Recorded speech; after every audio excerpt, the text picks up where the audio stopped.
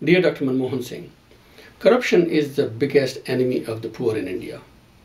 Corruption is the biggest threat to our nation, to our society, and to our democracy. Corruption denies the poor a fair share of economic growth. It keeps their children hungry and illiterate. Corruption denies justice to the people and undermines the rule of law.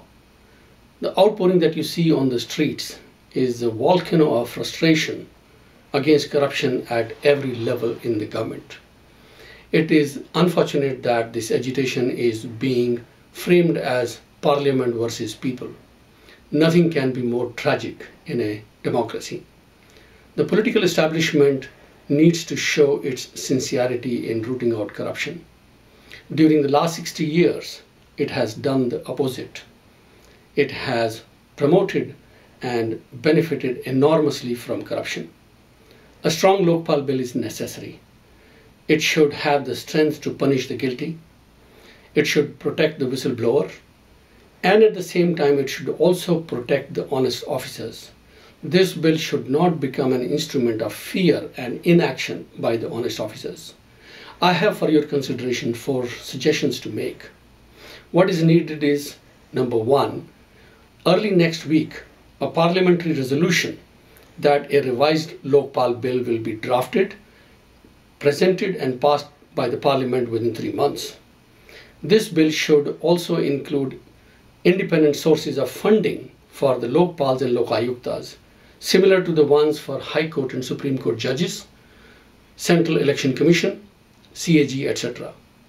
Number 2, setting up a parliamentary commission with the representation of the civil society that will work out a detailed implementation plan within 3 months of passage of the Lokpal bill by the parliament.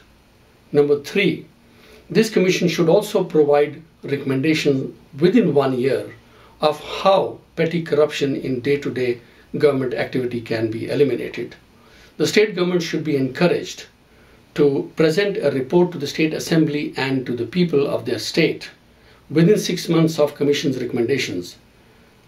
This report should explain the actions the government will take on the recommendations it accepts and also the reasons for the recommendations it does not accept.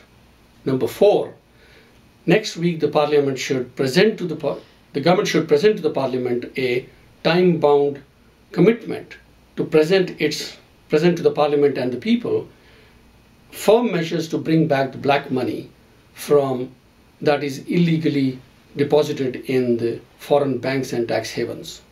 Dr. Singh, you came in as Prime Minister of India, as the pride of India.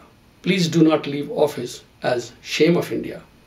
Please rise above petty politics of greed and ego. You have been presented a historic opportunity by the people to do the right thing by them. People are desperately seeking freedom from corruption. Please exercise your moral and political authority for fighting against corruption as you did for the nuclear power bill. Thank you very much and Jai Hind.